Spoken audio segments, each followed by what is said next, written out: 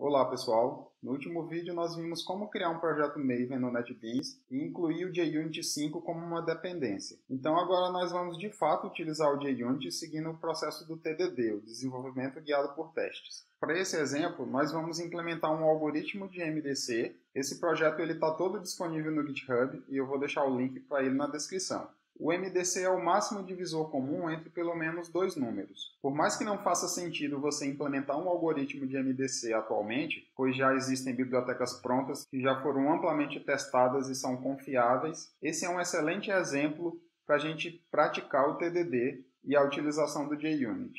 Na Wikipedia tem uma descrição sobre o MDC e o mais interessante é que ela mostra uma série de propriedades relacionadas ao MDC, que a gente pode utilizar como passos durante o processo de desenvolvimento do algoritmo. O link para essa página também vai estar na descrição. A ideia do MDC é bem simples. Se você tiver, por exemplo, dois números, o algoritmo tem que encontrar qual é o maior valor que é possível dividir todos os dois. Por exemplo, entre 6 e 3, o maior número que eu consigo dividir os dois é 3. Mas antes da gente começar analisando todas essas propriedades, a gente precisa primeiro ter a estrutura da nossa função, do nosso método definida. Vamos começar permitindo o cálculo do MDC de dois valores, que eu vou chamar de A e B, como está aqui na Wikipedia. Então vamos aqui voltar no NetBeans, eu vou entrar aqui no pacote que foi criado dentro do meu projeto e eu vou criar uma nova classe. Eu vou chamar essa classe de mathUtil, pois ela poderá conter vários métodos para cálculos matemáticos. E essa nossa classe ela não armazenará nenhum dado. Então, por isso, não tem necessidade de eu criar instâncias dessa classe para eu poder utilizá-la. Mas para que eu consiga chamar os métodos dessa classe sem eu ser obrigado a instanciar um objeto dela, eu vou definir os métodos como estáticos. Então, assim, a gente vai ter um método público, estático, que vai devolver um valor inteiro, e eu vou chamar ele de MDC. Ele vai receber dois parâmetros também inteiros, que eu vou chamar de A e B, como está na Wikipedia. Então, assim, a gente tem a estrutura do nosso método. Mas esse método ele não compila enquanto eu não fizer ele retornar alguma coisa. Então, recapitulando o ciclo do TDD, a gente tem que escrever o teste, fazer o teste falhar. Alguns desenvolvedores consideram que o código não compilar já é fazer o teste falhar. Eu particularmente não sigo essa abordagem. Eu penso que faz muito mais sentido você retornar um valor que você sabe que é inválido. Então eu vou retornar simplesmente um número negativo, pois não existe MDC negativo. E assim o nosso método já compila, mas eu não posso dizer que eu escrevi o código para ele ainda. Eu simplesmente coloquei uma instrução apenas para fazer o método compilar. E assim o meu teste vai falhar. Então, uma vez que eu tenho uma classe com métodos, eu posso criar uma classe de teste para essa minha classe. A forma mais fácil de criar uma classe de teste para essa nossa classe é clicando com o botão direito em cima do nome da classe. Dependendo do IDE que você tiver, vai aparecer uma opção GoTo. Aqui no NetBeans é Navigate. E assim eu consigo ir para a classe de teste clicando nessa opção. Como eu não tenho uma classe de teste para essa minha classe ainda, o IDE vai abrir uma janela para que você possa configurar sua classe de teste. Ele dá um nome padrão para a classe de teste, que vai ser o nome da classe original, seguido da palavra teste. Você pode alterar esse nome, mas na grande maioria dos casos não há a menor necessidade disto. Então é importante seguir um padrão para que fique claro que essa é uma classe de teste. Possivelmente no seu IDE todas essas opções aqui do lado direito vão vir marcadas. Por enquanto não faz sentido explicar o que são essas opções, pois a gente não vai utilizá-las agora. Então você pode desmarcar todos esses itens do lado direito. Aqui do lado esquerdo, eu posso deixar marcadas essas opções para que o NetBeans já gere um teste para cada um dos métodos existentes na minha classe original, que sejam públicos, protegidos ou package. Eu só não consigo criar testes para métodos privados, porque para eu testar um método, eu preciso ter acesso a ele. Como os testes são escritos numa classe separada, essa classe de teste não tem acesso aos métodos privados da classe sendo testada. Então agora é só clicar em OK e ele vai criar uma classe com uma estrutura básica de testes para a gente. Aqui ele criou um construtor, mas esse construtor ele vai ficar vazio por enquanto, então ele é totalmente opcional, você pode excluir. E o que mais nos interessa é esse método teste MDC que foi criado aqui. Para cada método existente dentro da classe sendo testada, que tem as visibilidades que a gente marcou na janela anterior, o NetBeans vai criar um teste. E um teste nada mais é do que um método contendo a anotação @teste. Essa é uma anotação do JUnit, como a gente pode ver aqui em cima. E o nome que o NetBeans dá para o teste também segue um padrão de ter o prefixo teste mais o nome do método sendo testado. Isso varia de um IDE para o outro. Colocar o nome teste no método de teste acaba que é redundante porque a gente tem essa anotação @teste justamente para dizer que esse método é um método de teste. Dependendo do IDE, ele simplesmente vai colocar o nome do método sendo testado. Eu particularmente prefiro essa opção, pois é menos redundante. Mas como o NetBeans já usa esse padrão, nós vamos deixar assim. Recapitulando dos vídeos anteriores, o que a gente está criando aqui é um teste unitário, pois a gente está testando um método dentro de uma classe, ou seja, uma função. E a ideia de um teste unitário é que você tem um conjunto de dados de entrada e você espera para aqueles dados de entrada um determinado resultado. Então o teste ele tem que chamar o método, passando esses dados e verificar se o resultado do método é como esperado. Só que para a gente começar a escrever o nosso método, eu tenho que primeiro saber quais são os valores e qual é o resultado esperado para a chamada do método que eu quero testar. A gente está testando o método MDC. E agora aquela página da Wikipedia será de grande ajuda. Cada uma dessas propriedades aqui vai se transformar num teste. A primeira propriedade diz que se o B é maior que zero e é um divisor de A, então o MDC de A e B é igual ao valor de B. Nesse caso eu tenho uma pré-condição, o B tem que ser maior que zero. E para o valor que eu escolher, se eu consigo dividir o A pelo B, o MDC é o próprio B. Isso quer dizer que o A é divisível pelo B. Então agora fica fácil da gente escolher os valores para a gente poder escrever o nosso teste. Eu vou então declarar uma variável A e eu vou escolher um valor 6 e eu vou declarar uma variável B que eu vou escolher um valor 3. Então, de acordo com a nossa pré-condição, o B tem que ser um valor maior do que zero. E nesse caso, o A é divisível pelo B, 6 é divisível por 3. Então, o que a nossa propriedade diz é que o resultado é o próprio B. Para eu confirmar se o meu método está funcionando para esses valores que eu passei, o resultado tem que ser 3. Então, eu vou declarar uma variável que eu vou chamar de esperado. E vou dizer que o resultado esperado da chamada do método deve ser 3. Se você utilizar uma versão mais antiga do NetBeans, ele vai gerar um código de exemplo para o nosso teste. Apesar disso trazer uma facilidade enorme para quem está aprendendo JUnity e agilizar muito a escrita dos testes, você olhando aquele código, acabava sendo induzido a não raciocinar corretamente a respeito de como o teste deveria funcionar. Outros IDEs como o IntelliJ, ele inclui apenas o esqueleto do teste, sem código nenhum. Agora eu já tenho o conjunto de valores de entrada e qual é o resultado esperado quando eu chamar o método passando esses valores. Eu preciso então chamar o método agora. Como ele é um método estático, eu coloco diretamente o nome da classe, que é mathUtil, ponto o nome do método. E o NetBeans inclusive passa os parâmetros para a chamada do método para mim. Você só precisa se certificar que ele passou os parâmetros corretos na ordem exigida. E esse método ele vai me dar uma resposta, e eu preciso armazenar essa resposta dentro de uma variável que eu vou chamar de obtido. Para esse teste especificamente, o resultado esperado tem que ser igual ao resultado obtido. Então até aqui não tem nada de especial, é simplesmente lógica de programação. Para eu verificar isso, eu poderia incluir um if e verificar se o resultado esperado é igual ao resultado obtido. Se for, eu poderia colocar um print dizendo teste passou.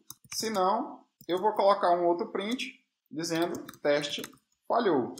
E nesse caso eu estou imprimindo na saída de erro. E agora como que eu executo esse teste? A forma mais fácil é vir aqui no menu Run e tem a opção Test Project. Ele vai rodar todos os testes existentes no projeto inteiro. Então pare por um segundo e pense qual será o resultado. Se observarmos aqui o terminal, a gente vai ver que ele imprimiu a frase teste falhou, porque obviamente o nosso método retornou -1. O resultado obtido não é igual ao resultado esperado. Mas qual é o problema com a forma como eu escrevi esse teste? Para você descobrir se o teste falhou ou passou, você vai ter que vir aqui no terminal, analisar esse monte de mensagem que apareceu e procurar frases como teste falhou ou teste passou. E assim vai ficar muito difícil de você conseguir analisar cada vez que você executa os testes qual falhou e qual passou, quantos falharam, quantos passaram. Então não é assim que a gente vai escrever os nossos testes. Fazendo desse jeito, a gente não está utilizando os recursos do JUnity para automatizar a execução dos testes.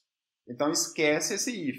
Vamos apagar. E como que eu faço? Eu preciso escrever uma asserção. O que é uma asserção? É uma afirmação categórica. Para que o teste passe, essa afirmação precisa ser verdadeira, que foi a condição que a gente incluiu no nosso if para dizer que o teste passou. A nossa asserção é essa condição aqui. O valor esperado tem que ser igual ao valor obtido da chamada da função. Mas como eu expliquei, não é assim que a gente vai escrever as nossas asserções. Eu preciso utilizar a API de asserções do JUnit para eu automatizar a verificação se o teste falhou ou passou. Para isso, a gente tem uma série de métodos assert, que representam uma asserção. A gente pode chamá-los colocando o nome da classe assertions, ponto. Vocês podem ver que existem várias asserções. A gente vai passar por algumas delas ao longo do desenvolvimento desse projeto.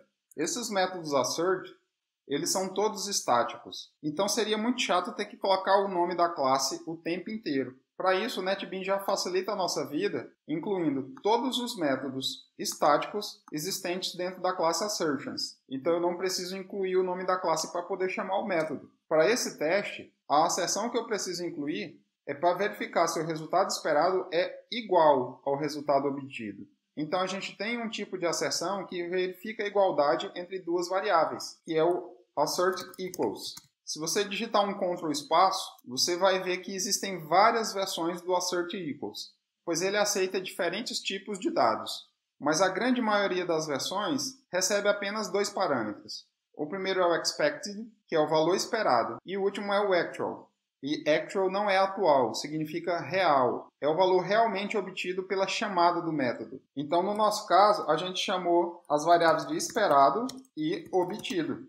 O que o assert faz é verificar se essas duas variáveis são iguais. Se elas não forem, o teste vai falhar e o JUnit vai saber que o teste falhou e eu vou ter uma indicação visual disso. Então agora eu posso executar os testes novamente. A gente já viu que eu consigo executar todos os testes do projeto por meio aqui do menu Run, mas se você tem um projeto muito grande, pode não ser viável a cada teste que você incluir, executar todos os testes existentes. Então por isso eu tenho a opção de executar apenas uma determinada classe de teste. Eu posso clicar com o botão direito em cima do nome da classe e eu tenho a opção Test File. E agora os testes executaram e a gente tem um resultado diferente. Apareceu uma janela nova com resultados dos testes.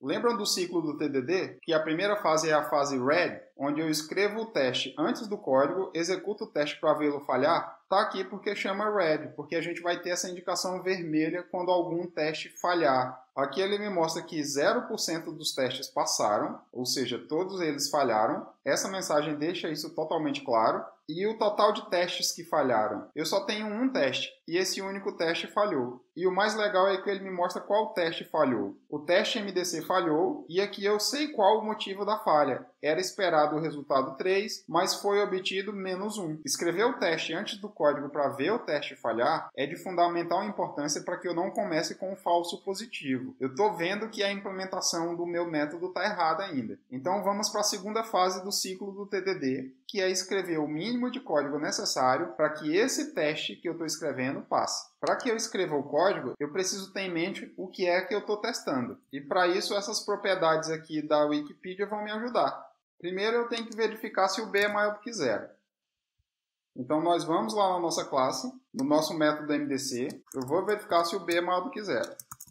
E o b tem que ser divisor de a. Como que eu verifico isso? Basta eu calcular o resto da divisão entre b e a. Se o a%b for igual a 0, quer dizer que o a é divisível por b. E nesse caso, como está dizendo aqui, o MDC é simplesmente o b. Então basta eu retornar o b. E o código mínimo para aquele nosso teste está pronto. Agora eu posso executar os testes novamente. Você pode fazer isso pressionando Ctrl F6 para executar todos os testes do projeto. Você pode vir na classe de testes e clicar com o botão direito e mandar testar o arquivo. Você pode simplesmente clicar com o botão direito na classe que você está testando, que também vai ter a mesma opção, ou você pode simplesmente reexecutar os testes aqui pela interface do JUnit. Então eu vou clicar e vamos ver o resultado. E agora 100% dos testes passaram. Eu finalizei a etapa green e eu vejo que tudo está verde. Agora eu posso avançar para a última etapa do ciclo, que é a etapa amarela, que é o refactor, que é a refatoração, a melhoria do código, a reorganização do código. Lembrem que nessa etapa eu não posso incluir novas funcionalidades ou corrigir bugs. Eu tenho que simplesmente arrumar o código, para garantir que meu código vai manter a qualidade ao longo do tempo, e assim evitar a degradação do código. O que é que a gente pode fazer para melhorar esse código? Eu posso juntar esses dois ifs numa única instrução. Sempre que você precisar refatorar um código, verifique se o seu IDE tem suporte à refatoração que você quer fazer. Existem vários tipos de refatoração e várias maneiras de executar a refatoração. Nesse caso, quando eu quero combinar dois ifs numa única instrução, basta eu clicar no if do nível superior, pressionar Alt Enter e a maioria dos IDEs vai ter essa opção de combinar os ifs. Basta pressionar Enter e ele já faz toda a alteração necessária para que o meu código continue funcionando como era anteriormente. Se você fizer a alteração manual, você pode cometer erros bobos como trocar o i pelo ou. Um ponto extremamente importante depois do processo de refatoração que foi falado nos últimos vídeos é você executar os testes novamente para confirmar se nada foi quebrado, ou seja, se o código continua funcionando como esperado. E como a gente pode ver, tudo continua funcionando. Então esse primeiro teste está pronto, a gente concluiu um ciclo do TDD e agora eu tenho que decidir como iniciar o próximo ciclo. Eu posso criar um novo teste para uma nova funcionalidade, ou eu posso criar um novo teste com outros valores para a mesma funcionalidade que eu acabei de testar. Esse é o mais natural. Não é porque você escreveu um teste com um único conjunto de valores que você tem garantia de que o seu código realmente está funcionando como deveria. Por isso é essencial a realização de vários testes com diferentes valores. Mas antes da gente continuar, vocês lembram que no JUnit 5, a minha classe de teste e os métodos de teste não precisam ser públicos, apesar de o NetBeans colocar isso como padrão. Se você quiser excluir a palavra public, você pode, que os testes continuam funcionando normalmente. Eu vou executar mais uma vez os testes para a gente poder confirmar isso. Então tá aí, todos os testes continuaram executando e continuaram passando normalmente. Algumas coisas os IDEs ainda não se adaptaram, ainda não melhoraram esse código que é gerado automaticamente para a gente. Vamos então criar o nosso próximo teste. Os nossos métodos de teste, o único detalhe é que eles não retornam nada, não faz sentido, eu não preciso fazer o método retornar qualquer coisa. Então o método é void. E o padrão é colocar a palavra teste e o nome do método sendo testado, que é MDC. Mas nesse caso a gente vai ter um problema, porque agora eu tenho dois métodos com o mesmo nome e a mesma quantidade de parâmetros, ou seja, nenhum parâmetro. Isso não é possível. Então, para que eu crie vários testes para um mesmo método, eu preciso começar a nomear esses métodos de teste com algum padrão que você definir. Existem alguns padrões que os desenvolvedores costumam seguir, mas eu não vou entrar nesses detalhes. Por exemplo, aqui eu vou chamar esse método anterior de teste MDC a par, para indicar que eu estou utilizando um valor par para o A. E para esse segundo teste, eu vou dizer que o A é ímpar. Então a gente está definindo no nome do teste algumas informações a respeito dele. Isso é uma prática muito utilizada para nomear os nossos métodos de teste. E vamos lá, eu já sei que eu preciso de dois valores, o A, só que agora eu vou utilizar um valor ímpar. Vou colocar, por exemplo, 9. E eu preciso de um valor para o B. A gente sabe que o B tem que ser maior do que 0 e que o A precisa ser divisível pelo B. Então eu vou colocar 3. O MDC entre 9 e 3 é então 3. Eu vou declarar a variável esperada como 3 e a variável obtido é sempre a chamada do método. mathUtil.mdc de A e B. Então é essa a lógica. E por fim, para esse teste a gente vai ter um assert equals para verificar se o valor esperado é igual ao valor obtido. É a mesma lógica do teste anterior, eu só mudei os valores. Com isso a gente começa a perceber que vai existir muito código duplicado nos nossos testes. Mas isso é assunto para um outro vídeo. Antes de executar os testes novamente, observem que eu não coloquei a anotação @teste. Vamos executar e ver o que vai acontecer. Todos os testes passaram, eu tenho a barra aqui totalmente verde, mas tem um problema muito sutil aqui. Se a gente olhar a outra aba de saída, eu verei que apenas um teste foi executado. Isso porque esse método ele não é considerado um teste. Não é porque tem a palavra teste no nome do método que ele é um teste. Para que ele seja um teste, é preciso a anotação @teste. Então vamos rodar os testes novamente. 100% dos testes passaram, mas vamos verificar o terminal aqui. E agora sim, 2 testes foram executados. Esse é um erro muito comum para quem está iniciando no JUnit de esquecer a anotação @teste. E se você está iniciando no TDD, é importante que você sempre escreva o seu teste do zero, justamente para fixar todos os passos necessários para escrever um teste.